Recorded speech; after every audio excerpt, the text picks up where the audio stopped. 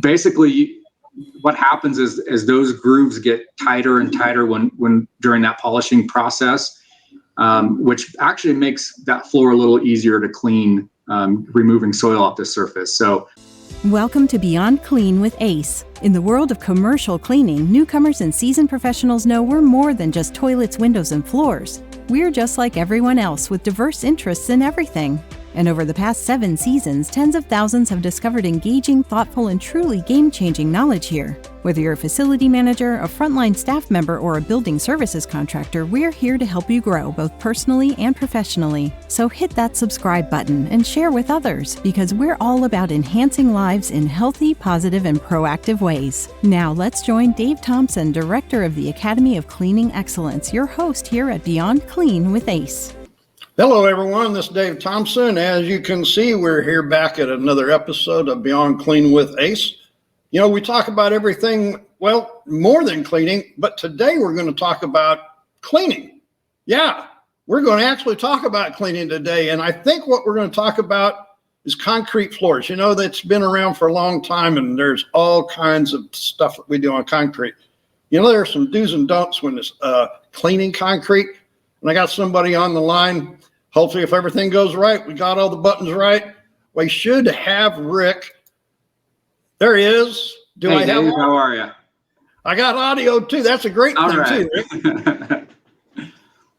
Okay, so you know, hey folks, just like anything else, we all are on all of these social media places and stuff. And here a while ago, I actually got hold of Rick here through LinkedIn because I saw a post and it said, "Do you know how to clean concrete?" And so it got me going. I'm like, I got to talk to this guy. Somewhere or another, he thinks he knows how to clean concrete. Do you, Rick? We do. Our company is concrete polishing and coatings. So we do a lot of metallic floors, epoxy flake floors, and then we also do polished concrete. So I think that's one of the biggest things when we're looking at concrete floors, if you have polished floors or if you have a coating, and trying to figure out what the best solution for that is. So, yeah, there's a lot of different ways to do it, but there's some right things to do with it. So, which one do you want to talk about first, Dave? A coating system or polished concrete? Well, hey, you know what? I got to tell everybody, you know, whenever you meet people and stuff, one of the things on Rick's profile and everything interests me is you're from Idaho. I spent a little bit of my childhood in Idaho. I love Idaho. What part? Salmon. Oh my gosh, that's cold country. That's really cold country. It's actually beautiful up there. I really like it. We're on the eastern side in Idaho Falls. That's where our company's based out of, and it's just it's a great place to be. Well, you know, whenever we talk about concrete, you know, I'm big on polished concrete, and I've heard, and I kind of subscribe to it, that a red pad loaded up with sand and grit is not the right pad to clean concrete with that's polished. It is not. I think when we're looking at polished concrete to clean it, we want to determine if it's a new floor or you know, if it's an existing floor that you're coming in on. There's a lot of different things when we're looking at concrete, especially in a commercial or commercial facility, really. There's different things, and the term concrete polishing can mean a lot of different things. So especially now, you know, you have floors that are really polished, up to an 800 polish and beyond. So those are going to be your really shiny floors, or you have a really high DOI. That's really important to understand what floor you have. Now we have what people call a polish, and it's called a grind and seal. And they're simply just cutting the concrete, putting a coating on it, and they're calling that a polish. And that is really not polished concrete. It may have the appearance for a little while that it looks like it's polished, but it's not.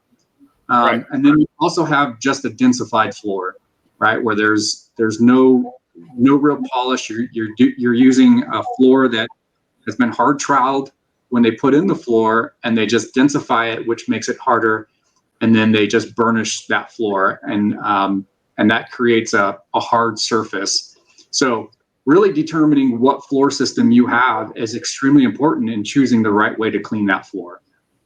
So my thought here, from what I've been told and what I teach here in classes, is the higher that polish is, the more that we need to be careful about cleaning it with just a loaded up red pad. Yes. Yep. You definitely, the higher the DOI on the floor, typically what you're going to see on a high polish is going to be 800. Now you can go up to 3000. Those are going to be a really mirror finish. Basically, what happens is those grooves get tighter and tighter when during that polishing process, which actually makes that floor a little easier to clean, removing soil off the surface. So red pads are usually kind of a standard. I always joke, why do we use a red pad? Well, it's because what the guy used before me. That's the only reason why we use a red pad, is because it was on our auto scrubber, and that's all the guys ordered. So we recommend 3M and other pads. So also understanding the guard that is on that floor too is an important part of that process. If you get too aggressive pad, the Clean and Shine pad from 3M is a great pad, but your floor has to be set up to respond to that. Otherwise, you can get immediate hazing with that kind of pad, where that pad's designed to really continue to polish that floor or burnish the floor over the life of it. So I am a person that likes cylindrical brushes for just basic everyday cleaning. Just a good soft nylon brush, cylindrical brush, so that because what I've seen so much of the time, Rick, and tell me if I'm wrong, the red pads are loaded up with grit. They don't change them. They don't clean them, whatever pad it is. And so that grit in the pad actually deters from the shine. Or am I in the wrong area? No, it definitely can. If a floor is properly polished, you can scratch that floor, or you can scratch that floor with a loaded pad with sand and grit in there.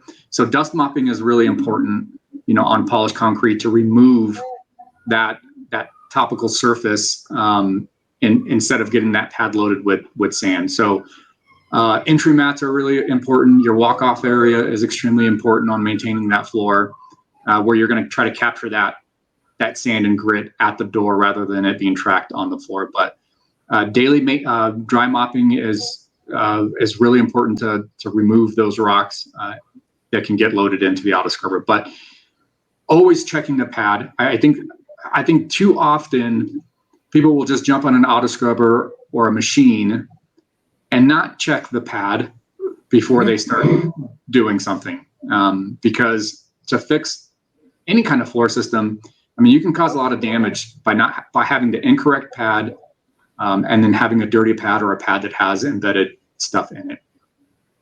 So the thing is, what do you feel about cylindrical brushes?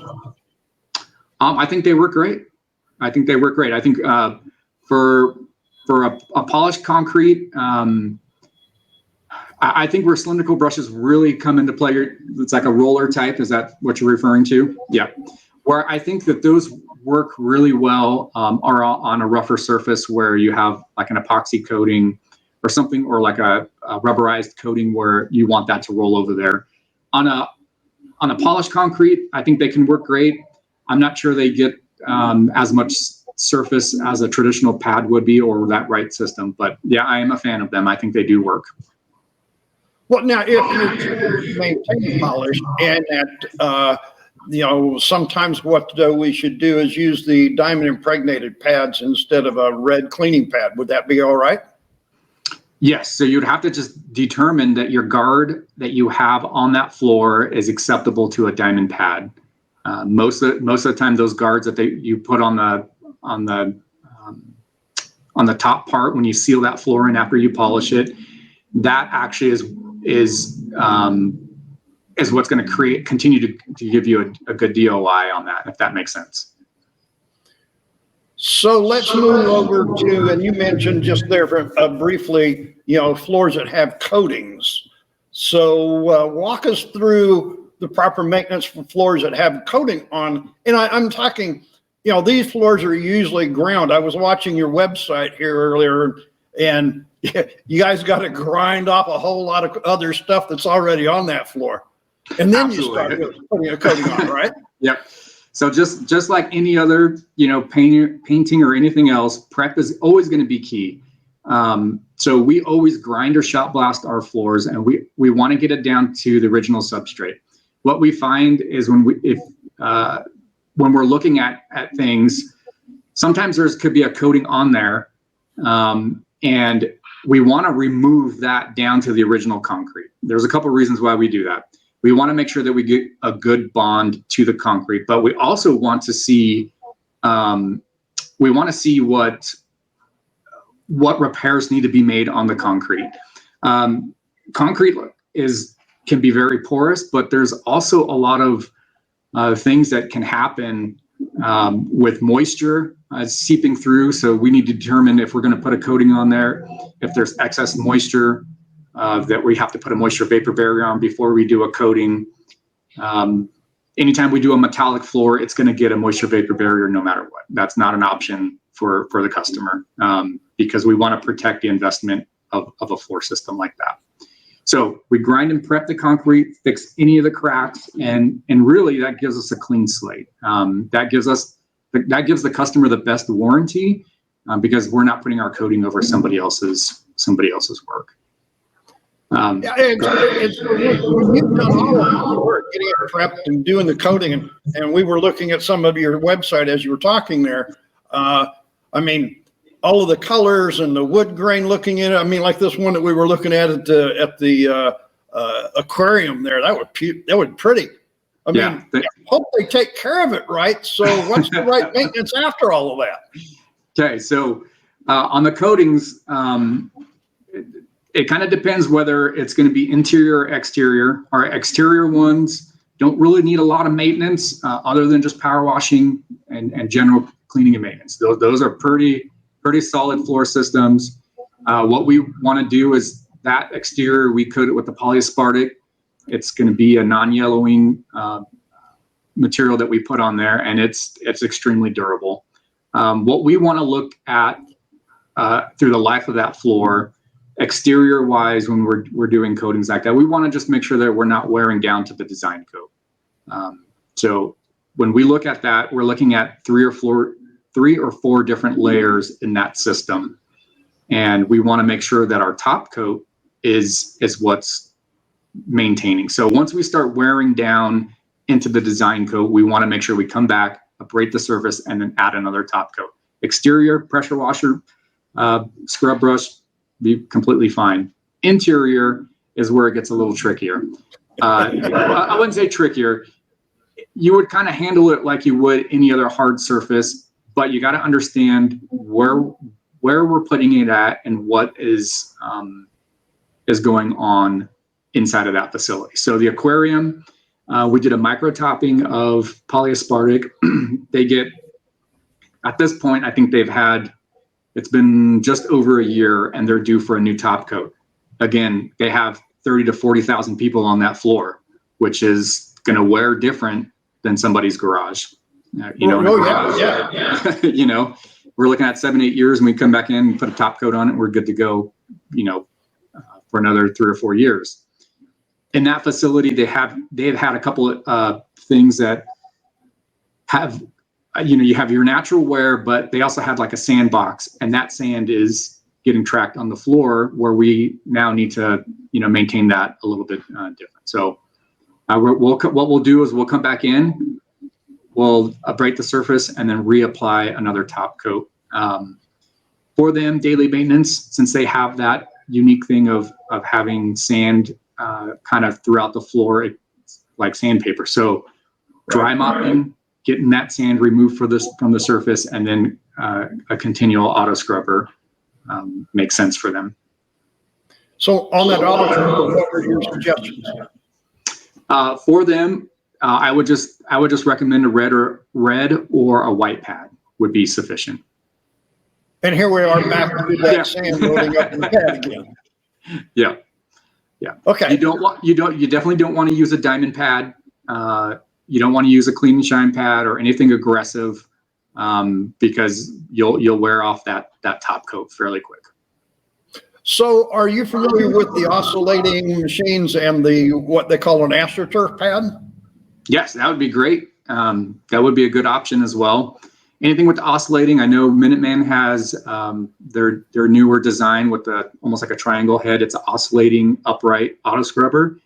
Places like that where it's not a big, I mean, it's only like 1,100 square feet, but where a traditional auto scrubber would be harder for them to hold on to and have there. And upright auto scrubbers, even with the AstroTurf pad, would be great.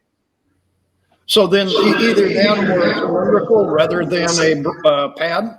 Yep, a cylindrical would work great, especially for them. I think that would be, they have I think a unique situation where if you can remove those rocks from that surface, that'd be fantastic.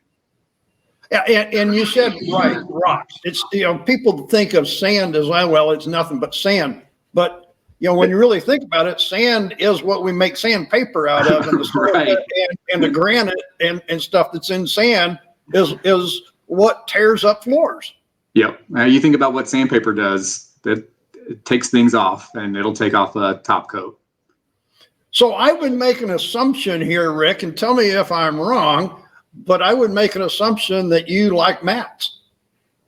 I think mats are key to any facility. If you don't have a good mat system, that's something that you need to talk with your sales rep, wherever you're getting your supplies from, and figuring out the right matting, and not just any type of matting. You got to have the right type of matting for your location, and I think that is extremely important in areas where we have a lot of ice melt. If you're in a cold area where ice melt is being thrown down, neutralize that ice melt as quickly as possible. And that for me is one of the big reasons why having an auto scrubber is really important rather than a traditional mop bucket and mop. Because if you can remove that ice melt residue off of your floor, the better. The faster you can get it off of there, the better. Well, now we're only a few days away from May, and I'm thinking that Idaho, you might be close to the end of the snow season. Maybe. We still have another 4 weeks to go where we can get some snow. Well, see, and I remember that because I've been back to Idaho a few times, and we were on a motorcycle trip in July, and we were still seeing snow, and my wife said, "This isn't right." Yeah, yeah. We have a floor to do up in Island Park in about 2 weeks, and they're still snowed in back there. So I'm not sure we can get our truck in close enough to the building. So we're hoping in the next 2 weeks it kind of melts off enough for us to get close. Of course, see, now I'm down here in Florida, so I don't ever have to live with that anymore. But we live in the land of sand, and so this is what I tell people. That grit, that stuff that is on the feet that comes in, it's so important to understand that pads load up with this stuff if you're not taking care of those pads and changing them frequently enough. Absolutely. That is extremely important. That has to be a conversation with every business, whether you're a sales rep or in janitorial or cleaning and maintenance. Understanding, your specific location and what is going on there, but sand is rough on floors. So are you a chemistry guy? Do you like a lot of chemistry when we're talking about just everyday cleaning inside a commercial facility? Are you one of the ones that, the least amount of chemical, the more neutral it is, the better? I am opinion of whatever it takes to get the job done. So I think now that's a good political answer to that.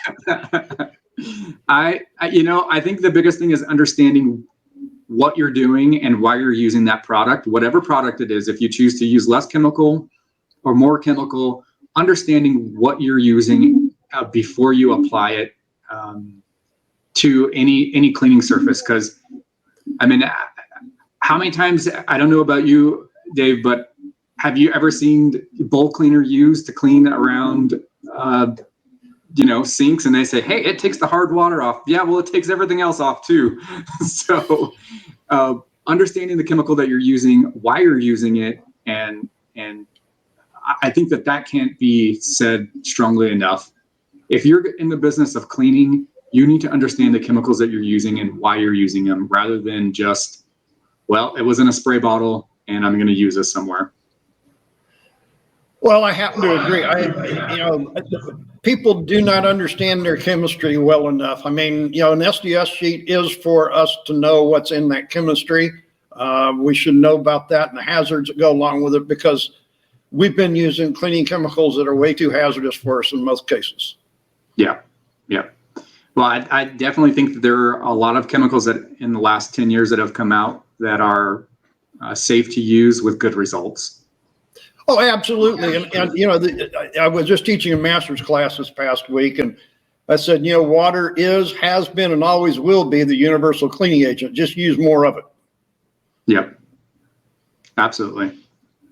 So any big advice that we can give people here at the end of our session? I mean, I appreciate all your talk about cleaning concrete and all the coatings, but what's the biggest thing that you come in touch with? Honestly, I would just say, if you take the time and understand the floor that you're on, whether you're new to whatever facility you're at, really trying to determine your hard surface, because there are a lot of, especially like I mentioned earlier, polished concrete, we use that term and we have no idea what's really on that floor, whether it's just simply a burnished densified floor, or if it's truly polished, or if it's a grind and seal. All of them are going to require a different method to clean. So I would say understanding your chemicals and working with your rep, whoever is in your area, to help create the right solution for that floor. Hey, you know what? I always like talking to people in different areas and different genres of the cleaning industry about their little expertise. How long have you been doing concrete? Let's see. We started this company 3 years ago, but I was a sales rep with Waxy, which is now Brady Plus, and I was with Waxy for 12 plus years. And that's how I got into polished concrete as a rep. And then currently, I work with SRI Sales and Marketing as a rep for equipment and cleaning as well. Well, hey, I've appreciated having you on here. And folks, you know how it goes. You just get on LinkedIn, you see something, you reach out, and here we are. Well, thank you for having me on. I really appreciate it. I hope, if there's anybody has specific questions about their floor or have any other questions, send me a message. I'd love to, help you figure out what you need done or help problem solve. I think right now, the way that polished concrete is, the new formula of concrete that they're coming out with, the Type 1L, it's going to be really important as an industry that we understand the concrete that's being poured in new facilities and how to maintain them. There are big changes coming to concrete as an industry, and that ultimately will affect custodial staff and people that clean and maintain those floors. Right. I mean, that's continuing education for all of us at all levels, right? Absolutely. Absolutely. So, folks, if you've been watching the video on YouTube, you probably noticed the website and the email address. If you've been listening to the audio podcast, we'll have it down in the show notes like we always do. Some links to Rick's email and also to the website. Rick, thank you very much, and continued success out there in Idaho. I appreciate it. Have a great one.